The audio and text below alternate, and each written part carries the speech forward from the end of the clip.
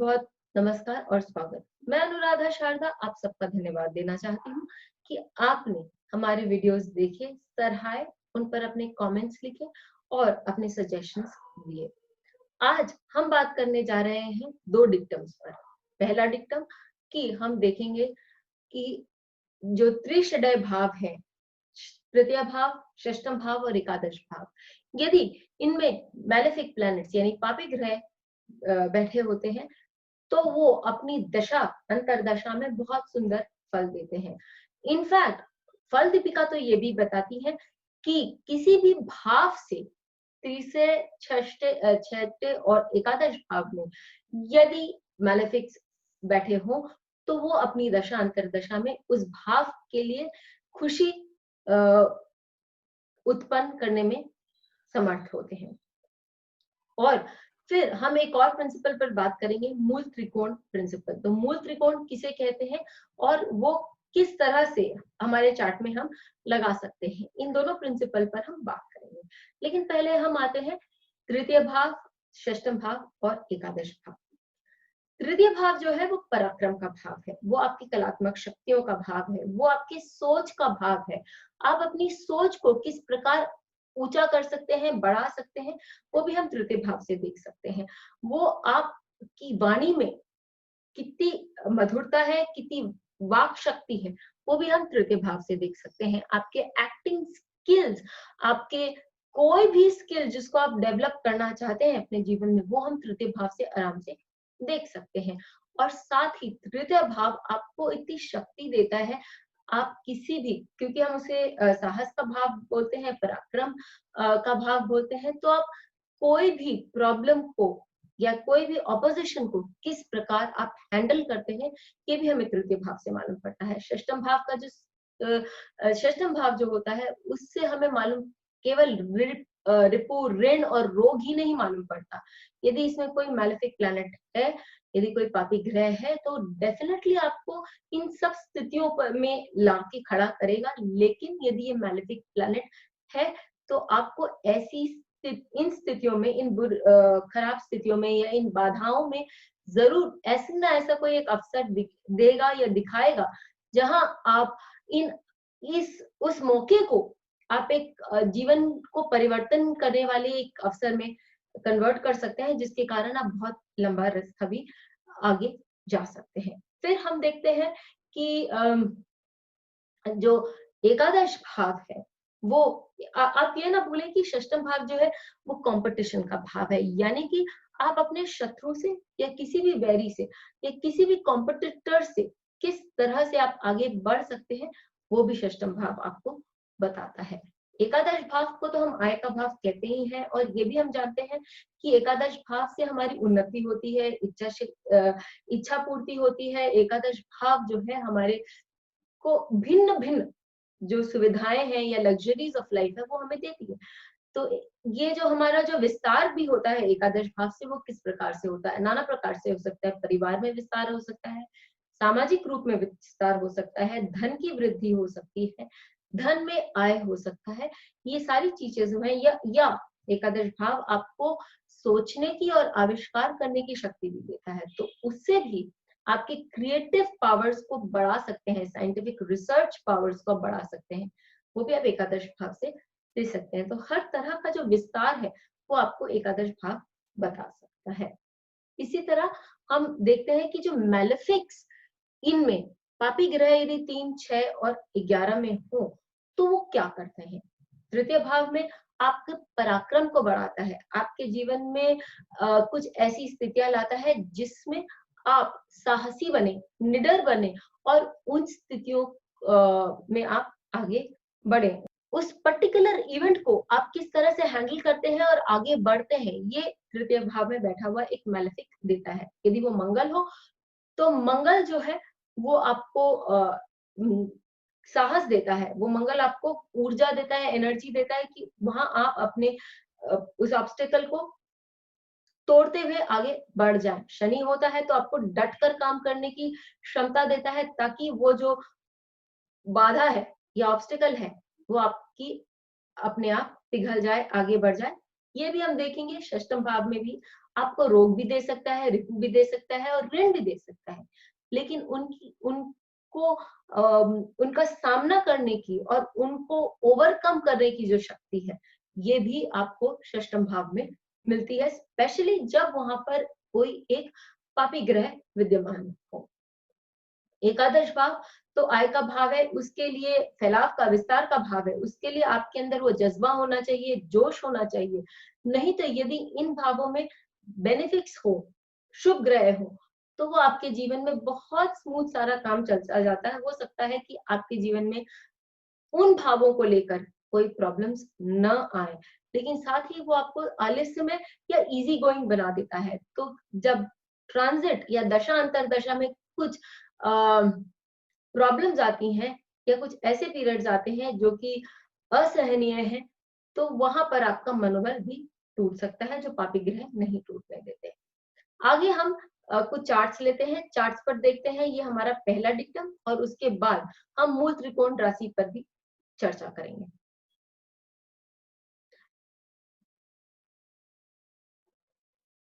जब हम जयललिता जी का चार्ट लेते हैं, ये हमने डिस्पोजिटर थ्योरी की में भी लिया था ये चार्ट, और हमने केतु इन 5th हाउस में भी लिया था ये चार्ट। तो ये हमने देखा था उनके चार्ट में डिस्पोजिटर थ्योरी में कि सूर्य जो है वो मंगल का डिस्पोजिटर होकर, मंगल क्योंकि बहुत अच्छे स्थान में सूर्य बैठे हुए हैं, तो मंगल के रिजल्ट्स, सुंदर रिजल्ट्स देने में कितने सहायक होते हैं। यहाँ पर हमारे को ये बात भी जान लेना चाहिए कि यदि हमारे जीवन में कोई एक बड़ी घटना घटने वाली है, या कोई भी ऐसी बात होने वाली है जो हमारे जीवन को पूरा बदल कर रख दे, तो केवल एक ही ग्रह वो काम नहीं करते। बहुत सारे सूत्र होते हैं जो वहां लगते हैं, और अपने अलग अलग तरीके से लगते हैं, जिसके कारण वो इवेंट जो होता है सिग्निफिकेंट इवेंट बन जाता है, जीवन को बदलने वाला इवेंट बन जाता है। जयललिता के जो चार्ट में हमने देखा कि यहाँ मंगल जो है वो तृतीय भाव में बैठा हुआ है। मंगल निडर भी होते हैं, साहसी भी होते हैं, और आपको आर्टिस्टिक टैलेंट्स भी देते हैं, साथ ही आपको वाक शक्ति भी देते हैं।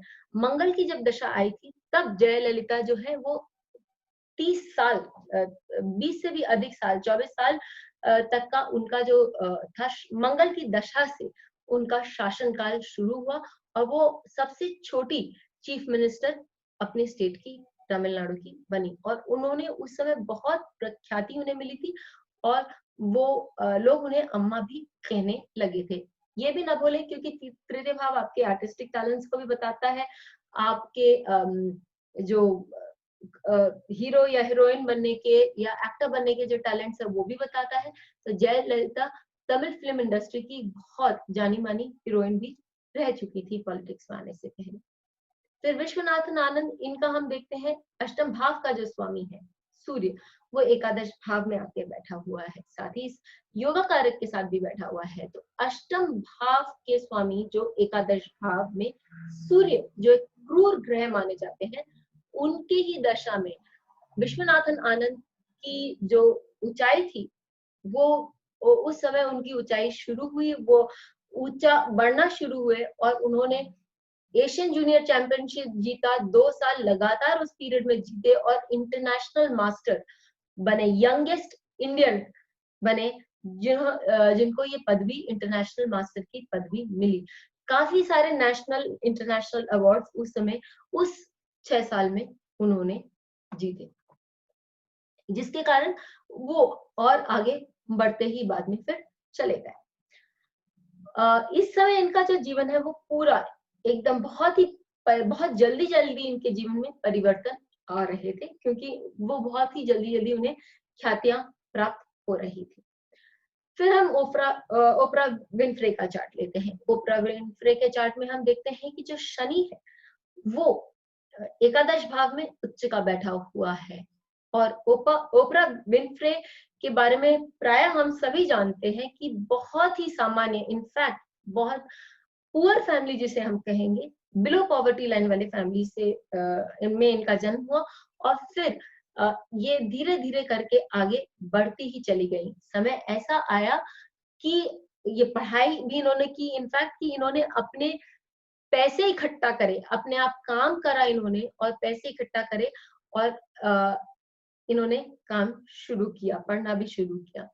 और फिर इनको बोलने का बहुत शौक था और हमेशा स्टेज पर्सनालिटी, इनकी नानी कहती थी कि बचपन से ही स्टेज पर्सनालिटी है। तो 1983 में इन्होंने टॉक शो में अपना काम शुरू किया, जो बहुत ही लो रेटेड टॉक शो था यूएस में।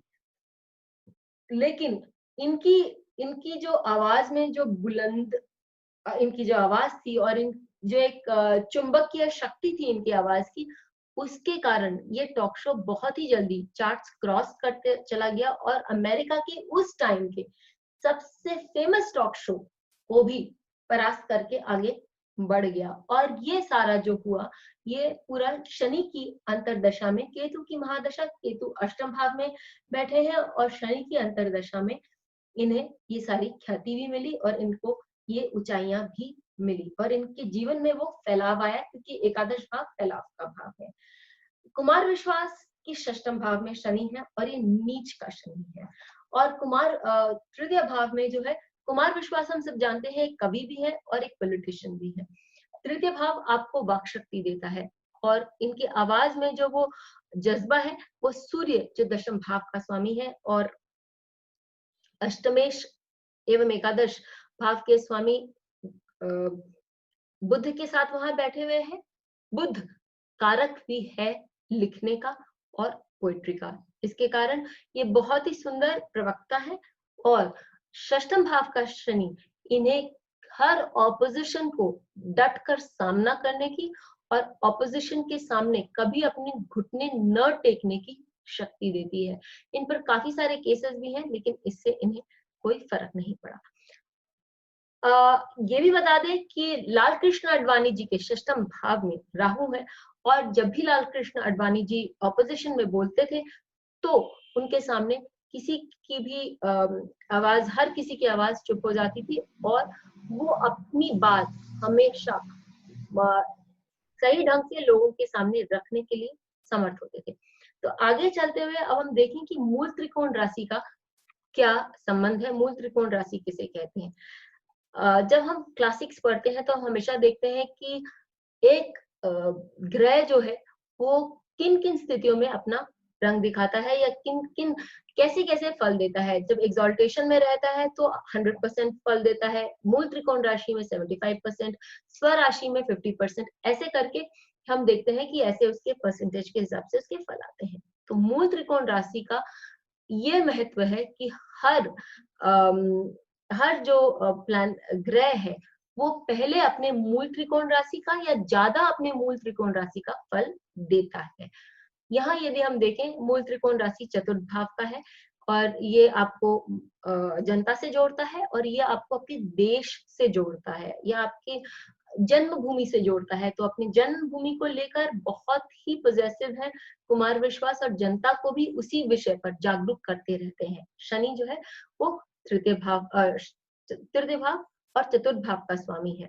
तृतीय भाव में भी एक पापी ग्रह है या क्रूर ग्रह है सूर्य और वो दशम भाव का स्वामी है, तो इन्हें लेखक या कवि उनके प्रोफेशन से भी जोड़ता है। इससे पहले मैं ये भी बता दूं कि हर लग्न के लिए मूल त्रिकोण ये हर ग्रह के लिए मूल त्रिकोण राशि क्या होती है। सूर्य के लिए अपनी राशि अर्थात सिंह राशि ही उसकी मूल त्रिकोण राशि है और चंद्रमा के लिए उसकी मूल त्रिकोण राशि ऋषभ है।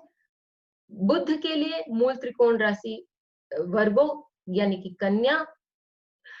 शुक्र के लिए मूल त्रिकोण राशि जो है वो है तुला और मंगल के लिए है मूल त्रिकोण राशि वो है मेष और गुरु के लिए मूल त्रिकोण राशि सैजिटेरियस यानी धनु और शनि का मूल त्रिकोण राशि जो मैंने आपको कुमार विश्वास के चार्ट पे बताया वो है कुंभ। अब हम ओपरा विन्फ्रे का चार्ट लेते हैं और हम देखते हैं कि ओपरा विनफ्रे के चार्ट में शनि जो है वो तृतीय भाव उनका मूल त्रिकोण राशि है। तृतीय भाव हमने पहले भी देखा कि वक्ता का भाव है, आर्टिस्टिक टैलेंट्स है, आप कितना अच्छा लिख सकते हैं, कितना अच्छा बोल सकते हैं और किस प्रकार आप लोगों को मंत्रमुग्ध कर सकते हैं, ये सब हम तृतीय भाव से देखते हैं। आपका साहस, आपकी निडरता, ये सब तृतीय भाव से देखा जाता है, जो शनि अपने पीरियड में पूरी तरह से उनको दिखाया। फिर यदि विश्वनाथन आनंद के चार्ट में हम देखें तो सूर्य का जो मूल त्रिकोण जो भाव है वो है सिंह, और सिंह राशि विश्वनाथन आनंद के लिए अष्टम भाव का स्वामी है। अष्टम भाव में पड़ता है और अष्टम भाव हम जनरली उसको अच्छा भाव नहीं मानते, लेकिन अष्टमेश की दशा में ही विश्वनाथन आनंद आगे बढ़ना शुरू करे और उन्होंने बहुत सी ख्याति उसी पीरियड में उन्हें मिली। एकादश भाव से जुड़ता है और उनके जीवन में परस्पर निरंतर चेंजेस आते रहे और बहुत सारे उनके जीवन में ट्रांसफॉर्मेशंस हुए। जयललिता के चार्ट में हम यदि देखें तो हम जानेंगे कि मंगल, जैसे मैंने कहा था कि उसकी मूल त्रिकोण राशि जो है वो मेष है। मेष राशि लीडर्स की राशि होती है, लोगों का नेतृत्व करने की क्षमता होनी चाहिए ऐसे लोगों में, होती है ऐसे लोगों में। और जयललिता मेष राशि का जो फल है वो हम देखते हैं वो जयललिता के चार्ट में आता है।